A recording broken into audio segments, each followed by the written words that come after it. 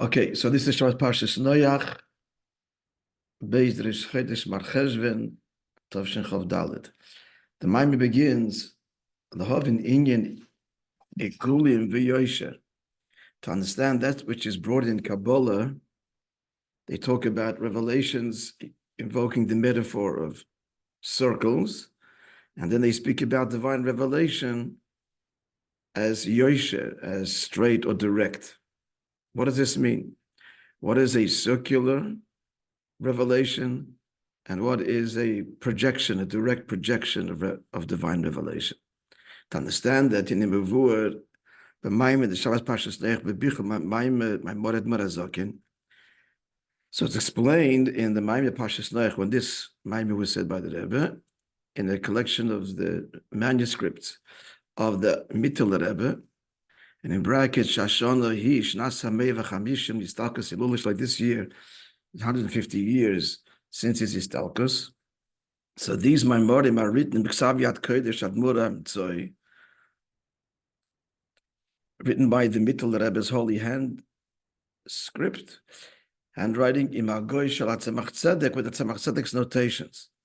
Now it's interesting, we've learned many of such Maimorim over the course of this year, and the Rebbe always introduces the Maimor with the full introduction that we just noted. It's from the Alter Rebbe, written by the Mittel Rebbe with notes of the Tzemach Tzedek. I didn't count how many Maimorim he said that year. We could count them easily with this introduction.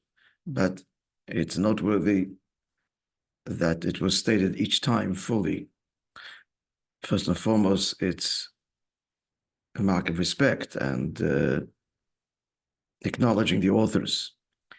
So there it says, Shehefesh bein Igullim, the difference between what divine revelation, as it's called an igul, a circle, means, she'inyan she'ein bo yischalkus. It's a revelation that does not have division, a singular transcendent revelation that doesn't have division, which means levels, gradations. Where one will not find, this is a quote from a primary source, maybe even a pasuk, you won't find is a pasuk somewhere, a head or a beginning. There's no starting point, there's no ending point, therefore there's no middle point, because it's, in a word, infinite, and that's why it's called round. And infinite is relative, so there's relative to finite. So there is revelations that are called Igullim. Now the Yosher, a revelation that's described as coming from Hashem in a way of Yosher, direct or straight. So that is that denotes, he's just invoking more language of Kabbalah. Kav, the line, a divine line or projection, a divine projection that has an upper and a lower. V'chut, a thread. That's invoking also the tzitzis, the thread. The tzitzis represent all the mitzvahs.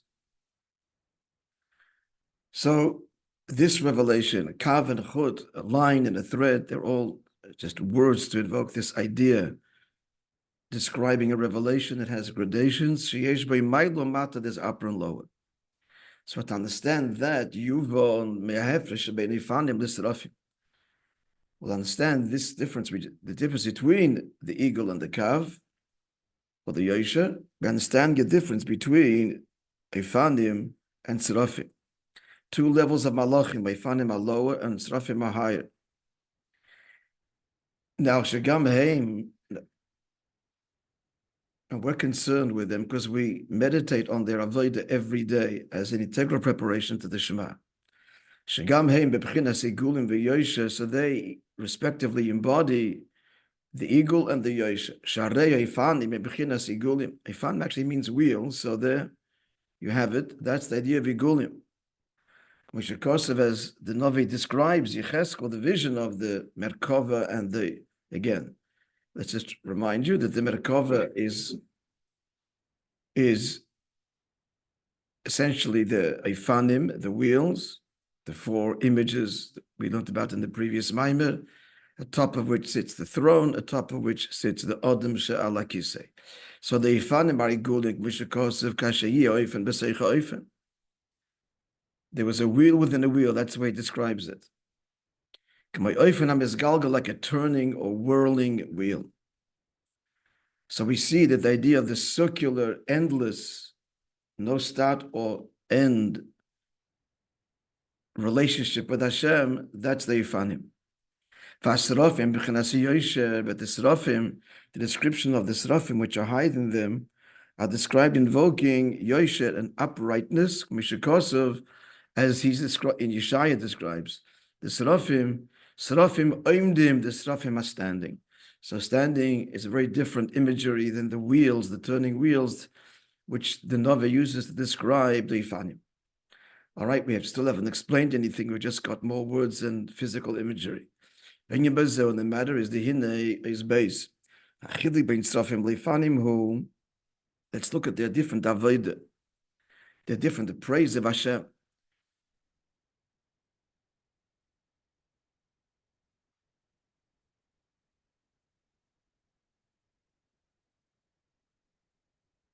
So we're about to say this, friends, right? The Srafim say, he is holy, holy, holy. The Lord of hosts, Meloich Hashem Tzvokos, Meloich HaLoretz Kavod, the whole world is filled with his glory. So what are they saying? The Kodesh Pirushay Muvdal. Kodesh means he is removed. That's what the word Kodesh means. V'hainashem Masigim, so the Srafim grasp and appreciate Sha'ir Ein Sof Baruch Hu, the Holy One, the Infinite One, blessed be He. Kodesh Muvdal Mehem is removed from them utterly. The Yosem Nivroim Igullim, for they are finite creatures. Shagam Hasagosam, whatever they can grasp is by nature limited, as implied by the word grasp. It's contained. Elo sheyodim, but they know shemolik holoretz kvoidai. That the whole world. That's a little regards from the Yifanim. Everything's okay?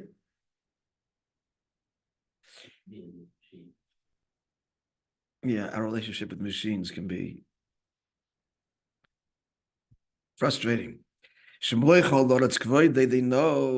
that the Eibush is beyond them, but at the same time they know the whole world is filled with His glory. Now, what's covered?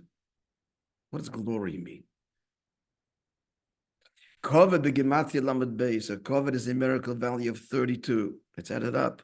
Chaf is 20, and beis is 2, and vav is 6, and dalet is 4, and that's 32. And what's 32? Inyan lamed beis. It's a pasuk. Lamed beis. I'm sorry, from the Pardes. From the Pardes, early Kabbalah say from the Ramak. These are the 32 paths of wisdom of the Torah. This number 32, amongst other considerations, is the 22 letters of the Aleph Beis and the 10 spheres. That's 32. So these are the 32 pathways of Torah through which your presence, the Eifanim are saying, fill the world. It's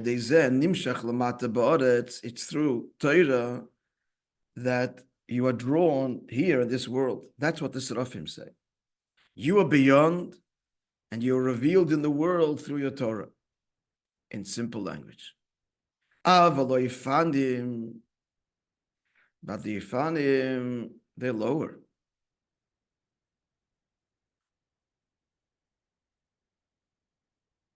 And they're tumultuous. Now they're not called Kodesh, but Kodesh. And the word Kodesh actually is spelled and can be without a vav altogether. Kodesh shelamayli mikodesh. Kodesh is fundamentally removed, and Kodesh, which has the vav in it, the word Kodesh doesn't have to.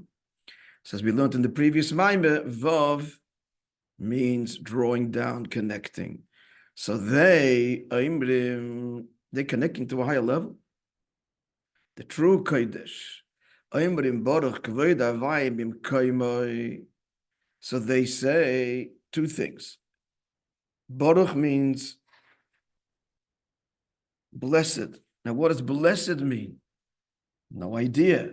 But Baruch means to draw down. Hamshach. So they are drawing down Kvod Havaya, the glory of Hashem, from his place. Note the difference. Two critical differences between the praise of the Ifandim now in contrast to the praise and the relationship of the Seraphim. First of all, V'hainu she'omrim Baruch. So they're drawing down godliness, V'loi Kadosh, and they don't declare him removed. She'einu omrim she'einu mehem. That's number one.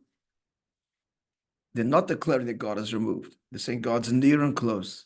V'omrim she'yizbarech, and they further say that what is being drawn, v'yumshech, drawn down to them, Kvod Havaya mimkoimai, the glory of God from his place. Where is that place?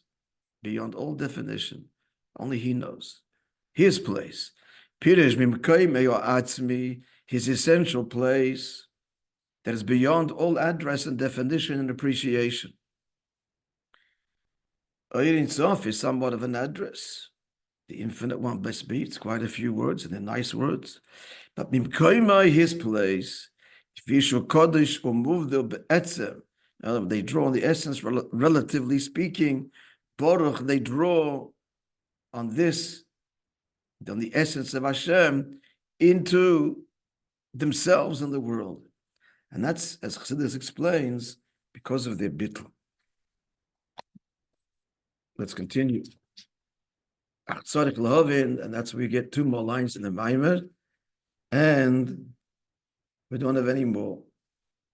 The question that I was asking is, I gave you a bit of an answer, they're bittul, but the problem is, the question is, they're lower, so how do they reach higher? Sharidush Seraphim Mebriya, the Seraphim, that's the world of understanding. Vaifanim Heim Basiya, like the wheels, it's the lowest level. They're the world of action. So, the Seraphim are higher. So how do the Ifandim reach Baruch Kvod Havaya Mimkoimai? The answer in essence again is on the contrary, because of their bittul and simplicity and the declaration that God is beyond understanding. Therefore they connect to the essence. Okay, that's the Nakuda.